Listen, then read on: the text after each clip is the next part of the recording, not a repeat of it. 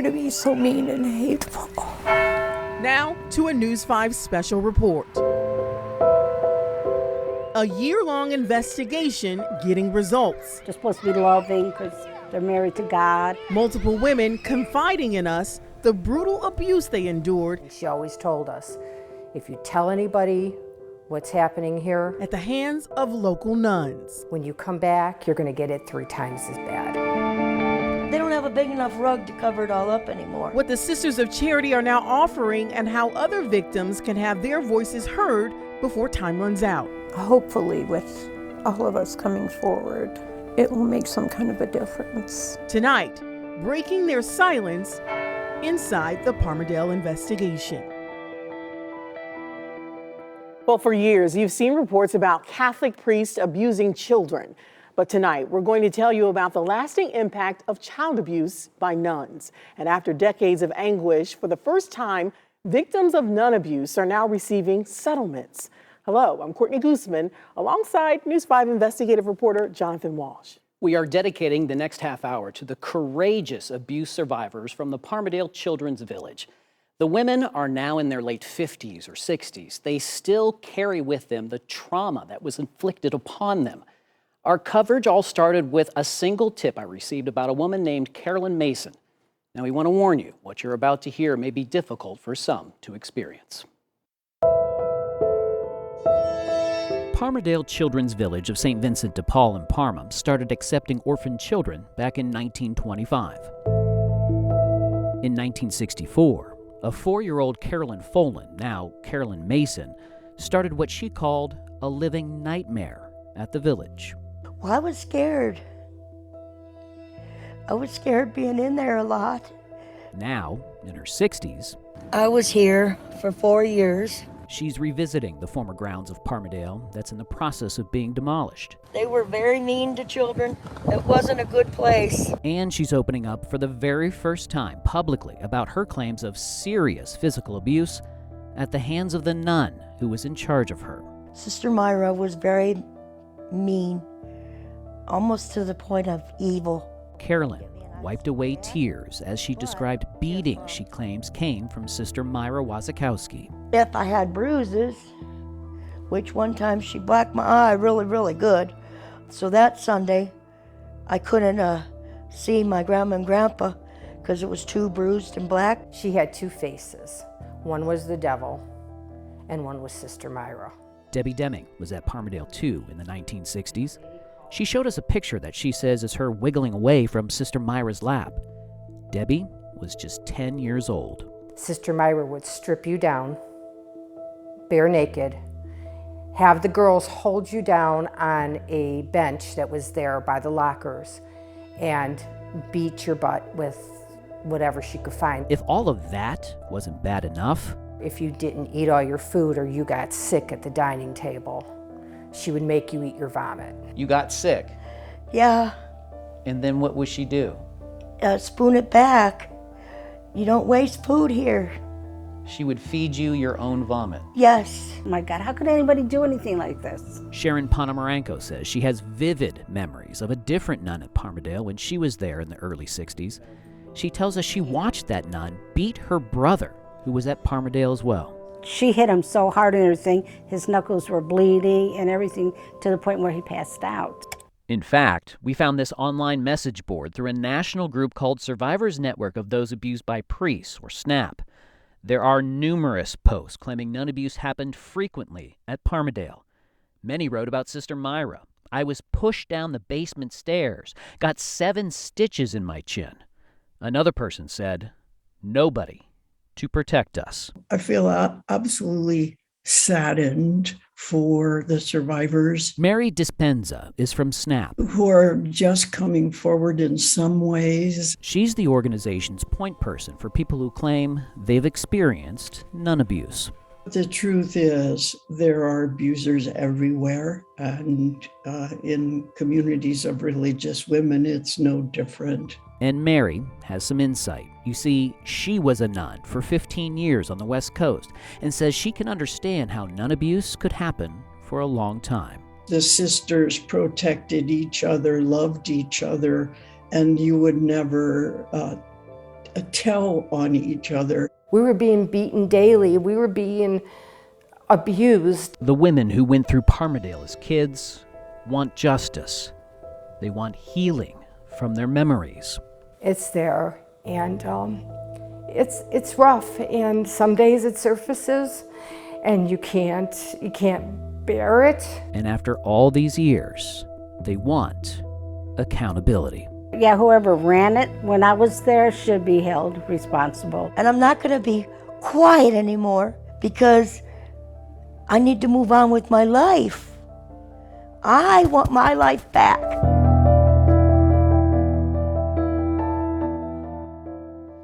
We should note, Sister Myra passed away more than 20 years ago, but after we started asking questions recently, the Sisters of Charity of St. Augustine, which the nuns worked for, finally started to recognize how big this problem really is. But Jonathan, one reason for that is your stories and our News 5 viewers. There was such a huge reaction and from the community at large. Yeah, I got a ton of emails, phone calls, Courtney, from people who said they too endured abuse at Parmadale, some even crying to me on the phone, and just really difficult stories to hear. It is. It's really tough. And we also know your story gained some national attention, so much so there was a news conference that was held here. Yeah, as a matter of fact, a victims' rights group came to Cleveland to support Carolyn and the other victims too.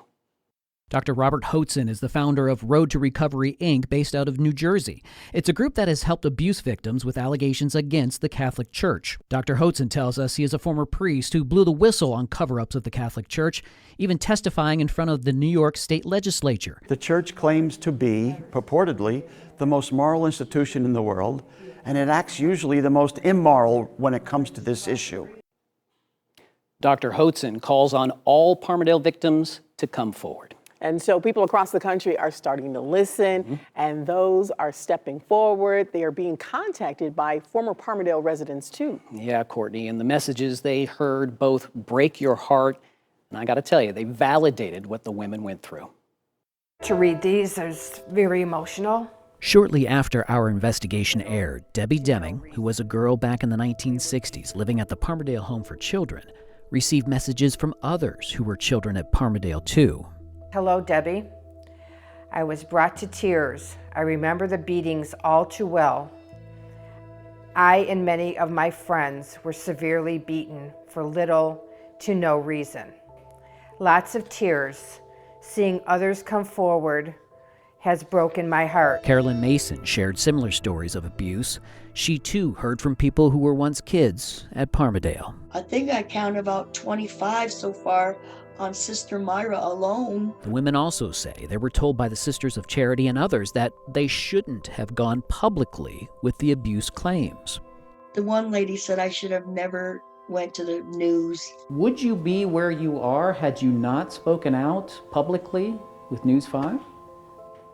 Probably not. Probably not. We wouldn't have been, we'd be back at square one where we've always been. Each time we did a story about Parmadale, men and women alike were telling us what they had experienced. So the people that you see in our reports, Courtney, that's just the tip of the iceberg here. Okay, so Jonathan, what are the nuns saying about all of this? Well, people with the Sisters of Charity refuse all of our interview requests at this point. But after our extensive reporting, they did issue a letter of apology to the victims, expressing sympathy and saying sorry for the pain and suffering experienced at Parmadale Village. They've also established a Parmadale Victims Assistance Fund. If you think you're eligible, you have to fill out an application with the sisters by the end of this month. We have those details on our website, news5cleveland.com, and our News 5 app. More to come on how the women's stories finally broke through a wall of silence. It was like 30 years and of me seeking out and asking and requesting, and I kept getting closed doors. They made every effort to make sure adults knew at the time what was happening.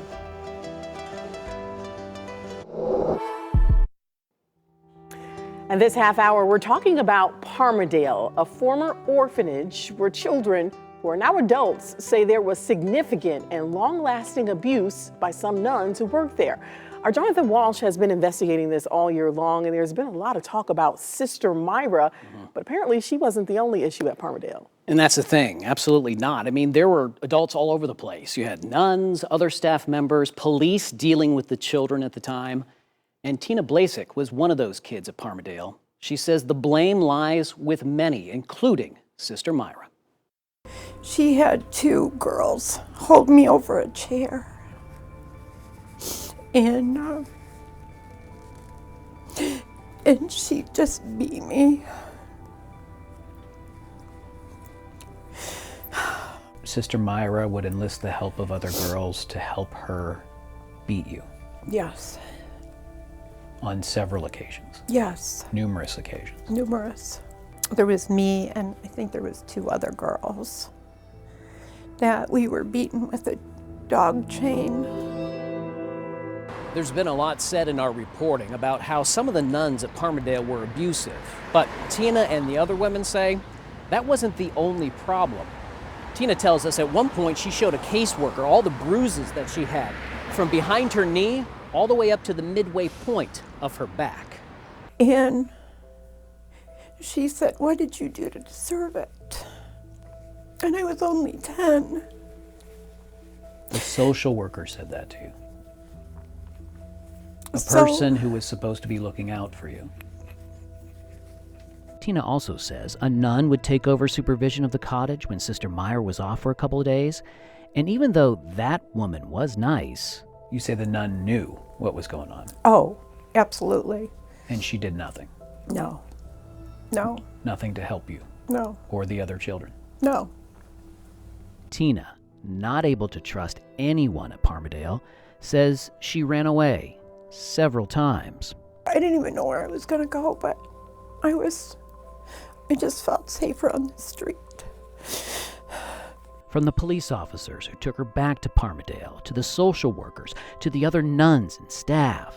Nobody either believed us or chose not to do anything. I don't know. Do you feel it was a systemic failure on the part of all adults? Oh, absolutely. Absolutely. We asked Children's Services and police for records of complaints against the Sisters of Charity, but both said documentation that old just simply doesn't exist at this point. Wow, just fascinating. Jonathan, take us inside your process. After all these years, how did you even begin to start digging into all of this? That's a great question. Well, we started by verifying each of the women was in fact a child at Parmadale in the first place. And even that was difficult because there was a fire at Parmadale that destroyed some records there. But the women you see, we were able to obtain various evidence from documents to old family photos that put them there. And still ahead, child abuse can have so many consequences. You'll hear how the brutal treatment of the children affected them well into their adult lives. It actually sets the pace for your entire life and all the relationships that you have throughout the course of your life. Victims and experts weigh in. At inspiresleep.com. Welcome back to our special report. It's no doubt the severe abuse that took place at the former Parmadale orphanage has taken an emotional, lifelong toll on these women. Some even telling us the abuse has changed who they are and how they interact with people, even to this very day. Barb Kuznikov says when she was young, her parents suffered from mental and financial problems. So at just 7 years old, she was sent to Parmadale. I wasn't a person. I didn't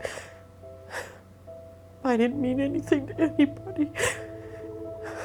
She tells us the abuse Sister Myra Wazakowski handed out was unbearable, including an incident on a staircase. She dragged me down by my hair, down those steps, and then made me kneel in the living room in front of the fireplace and just kneel with my arms out with encyclopedias on them. Barb says once there was a serious fire in her dorm, but Sister Myra forced the children to the top floor. Because she wanted us to drag stuff from the attic downstairs. Putting you in danger. Yes. Risking your lives. It was crazy. It was the craziest thing I've ever experienced. But it wasn't just Sister Myra. Barb says another nun targeted her brother, who was also at Parmadale. I watched her totally abuse my brother one day when he wouldn't eat, and he cried and he cried. Barb ran away a lot. One time she went back to her home, and at one point her mother told her to go take a shower. I looked in the mirror and I had bruises all over my body. And I went out and told her. I showed her. I said, this is why I'm running away. Because I can't do it anymore. I just can't. Barb says her mom went straight to Parmadale. She told him, she said, I'm not doing this. My children are being abused. They let us all go. Did they ever launch an investigation into the abuse? Nothing. Holding people accountable is critical because it's the only way people learn. Lynn Skunta is a licensed social worker who's helped people for 45 years, including many who've gone through childhood trauma at the hands of trusted adults. The difficulty is that they didn't know, like, why didn't they love me? Why didn't they take care of me? And that stays. Did you think that then the beatings were the norm? Yes, exactly. You do. You don't know who to trust. It's affected people's lives for so many years, and it's taken its toll on people, and you know, it needs to come out. It needs to come out. According to the CDC, 60% of adults surveyed have gone through at least one adverse childhood experience, things like violence, abuse, or suicide of a family member. And still on the way, it's been a long road, but finally, some of the victims are getting results. Hear how that's happening next. So the victims of Parmerdale left that home, but the memories never left them. And for many, they had no hope of ever seeing the sisters held accountable. That is until now, Jonathan. Yeah, the organization has written an apology. It established a fund. And now Carolyn is getting significant restitution for the pain that's been a part of her life for so long. They dropped the ball. Whoever was supposed to be paying attention to these abusers looked the other way. Did anyone take you seriously prior to sitting down with us? No, it was like 30 years and of me seeking out and asking and requesting, and I kept getting closed doors. Soon after our initial report, they acknowledged my story. They acknowledged Sister Myra. Other people came forward. Many people came forward. The Sisters of Charity recent acknowledgement of the abuse came with continued fear, though, for some former victims as they applied for the newly established Parmadale Victims Assistance Fund. The one lady said when she did it, when she went to them, she kept in her house for a couple weeks and had her blinds closed because she was afraid they were going to come get her. It's that kind of feeling that's haunted victims of Parmadale for decades. When I hear a kid in the store cry or something, or sadness, I feel that, like I'm back in that moment. But Carolyn says she feels like she's making progress now through therapy and because her case has been approved for payment by the Sisters of Charity. It's not a monetary settlement, but rather the sisters have agreed to pay for the needs of the victims, things like a new roof on Carolyn's home and more. They are meeting my needs, so. And how does that feel that they're meeting those needs? Great. I needed this for a while. Carolyn says she's finding herself again, including the child inside her that just wants joy. I'm going to take the little Carolyn, we're going to Disneyland. And I'm going to treat her to whatever she wants to do or get, if I want, whatever I want. Whew, that story just gives me chills. Yeah. Carolyn is a whole new person. Now, Jonathan, we have to thank you for shining a light on this issue, but we also want to mention there's still some time for others to apply for help. Yes, but victims have to act quickly, Courtney, here, because the deadline is at the end of this month, and then a review board will make decisions about compensation. Now, thank you so much for joining us for this special. News 5 at 6 is up next.